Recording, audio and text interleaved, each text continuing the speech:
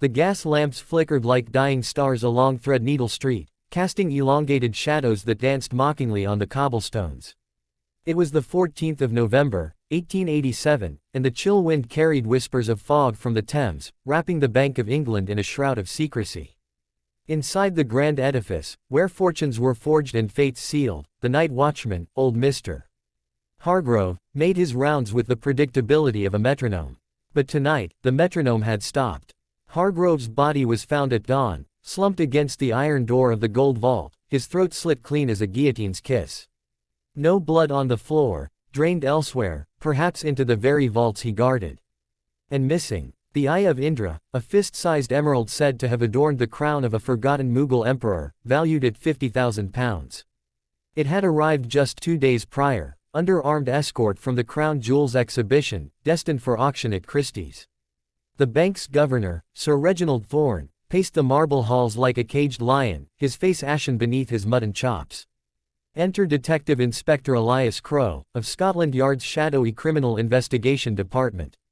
Crowe was a man forged in the fires of the opium dens of Limehouse and the brawls of Whitechapel. Tall and gaunt, with eyes like polished flint and a scar snaking from his left temple to jawline, a souvenir from the Ripper's Shadow Wars, he arrived in a hansom cab, his Inverness cape dripping Thames mist. He lit a Turkish cigarette, the acrid smoke curling like a question mark. "Inspector," Sir Reginald barked, thrusting a ledger into Crowe's gloved hands. "This is an outrage." The Eye was locked in the secondary vault, triple-bolted, with Hargrove's key and the time-locked mechanism. No alarms, no signs of forced entry. It's as if the bloody thing walked out on its own. Crowe scanned the ledger, his mind a ledger of its own, columns of suspects, rows of motives. The bank's staff, Thorne himself, ambitious and indebted to shady moneylenders, Miss Eliza Voss, the sharp-tongued archivist with a penchant for absinthe and anarchist pamphlets, and young Tommy Finch, the vault clerk, whose gambling debts at the Silver Goose could sink a galleon. Then there were the outsiders, Lord Percival Blackwood, the artifacts consigning nobleman, whose family estate teetered on bankruptcy, and Madame Zara, the exotic importer who had facilitated the Eye's journey from Delhi, her veils hiding more than just her face. "Walk me through the vault," Crowe said, his voice a gravel whisper. They descended the spiral stairs into the bowels of the bank, where the air grew thick with the scent of oiled steel and ancient avarice. The vault door yawned open, its bolts gleaming innocently. Hargrove's corpse had been carted away, but the chalk outline lingered like a ghost. Crowe knelt, tracing the faint scuff marks on the floor, too deliberate for a struggle. "Footprints," he murmured. "Size 9, gentleman's boot, but the tread is fresh rubber, imported from America." "Not Hargrove's." Sir Reginald blanched. "What does that mean?" "It means your killer planned this.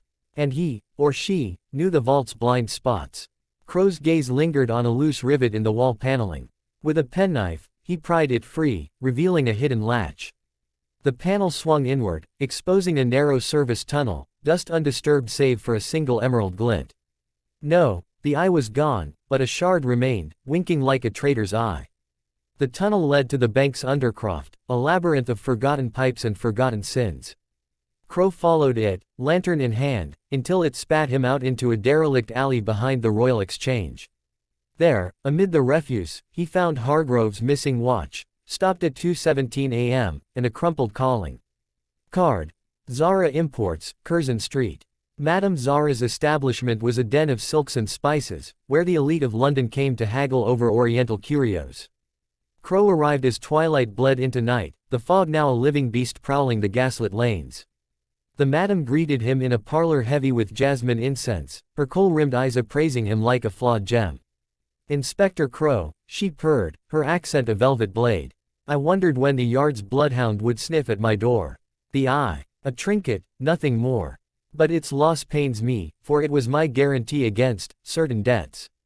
Crowe leaned forward, exhaling smoke. "Debts to whom? Lord Blackwood, perhaps. Or Sir Reginald, whose signature graces your import ledgers." Zara's laugh was a cascade of bells. "Ah, you dig deep. Blackwood is a peacock with clipped wings, desperate for the Eye's sail to save his crumbling manor. Thorne. He fancies himself a kingpin, but he's puppeteered by the Rothschilds. As for me," she trailed a lacquered nail along his scar, "I merely facilitate dreams. Dreams turn to nightmares that very hour. As Crowe stepped onto Curzon Street, a shadow detached from the gloom, a knife flashing in the lamplight. He twisted, the blade grazing his cape, and grappled the assailant to the ground. It was Tommy Finch, the vault clerk, his face a mask of terror and fury, eyes wild from laudanum. "You should have stayed buried, governor." Tommy spat, struggling in Crowe's iron grip. "The eye's mine now, pays off the sharks at the Goose." Crowe pinned him, wrenching a confession like a rotten tooth. Tommy had been the inside man, bribed by Blackwood to sabotage the time lock with a wad of gummed silk. But Hargrove had caught him mid-theft, forcing the slit throat. The tunnel. Tommy's discovery during a drunken ramble. The rubber boots. Stolen from a Bow Street runner. Blackwood promised half, Tommy whimpered. "But he double-crossed me, sent that Voss woman to collect the eye at the alley drop." Eliza Voss. Crowe hauled Tommy to a black Maria patrol wagon, then tore across town to the archivist's Bloomsbury flat. The door hung ajar, splintered. Inside, chaos, overturned folios, shattered ink pots, and Voss herself, sprawled on the Persian rug, a stiletto buried in her bosom. Her hand clutched a bloodied note, "The eye sees all. Meet at the vault, midnight, P.B. Percival Blackwood." Crowe arrived at the bank as the clock tower tolled 12, the fog a milky veil. Sir Reginald waited in the vault antechamber, revolver in hand, his face a rictus of betrayal. "Blackwood's here," Thorne growled. "Signaled me, said he'd return the eye for a price. But I won't let that horsen." A shot cracked the silence. Thorne crumpled, a neat hole in his forehead. From the shadows emerged Lord Blackwood, the eye pulsing green in his palm, his eyes fever bright. "Elias," Blackwood said, voice smooth as aged port. "Fancy meeting you here. After all these years." Crowe's blood iced. Percival Blackwood, his old regiment comrade from the Afghan frontier, where they'd shared tents, opium pipes, and a betrayal that still haunted Crowe's dreams. In the Khyber Pass, Blackwood had sold maps to the enemy for a chest of rupees, leaving Crowe's platoon to slaughter. Crowe had survived, scarred in body and soul, but never forgiven. "You," Crowe breathed, "the eye, for your debts." Blackwood chuckled. "More than that. Indra's gem, cursed, they say. Grants visions of truth. I saw yours, old friend, the night you let your wife drown in the Thames, too deep in the bottle to save her. Guilt is a heavy chain, Elias." The words struck like shrapnel. Crowe lunged, but Blackwood fired, a graze along the ribs, hot and wet. They grappled amid the vaults, fists and curses echoing off gold bars. Blackwood's boot connected with Crowe's knee, buckling it. The eye skittered across the floor, coming to rest near Thorne's corpse. In the frenzy, Crowe spied the loose panel. With a desperate heave, he shoved Blackwood toward the tunnel.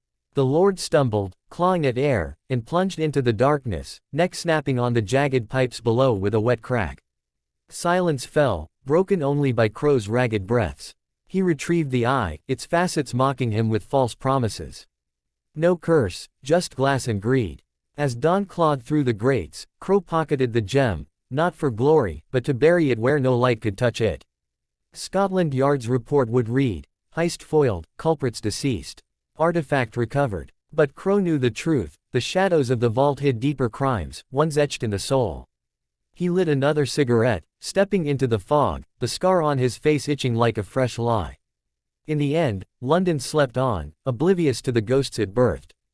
But Elias Crowe, he walked forever in twilight.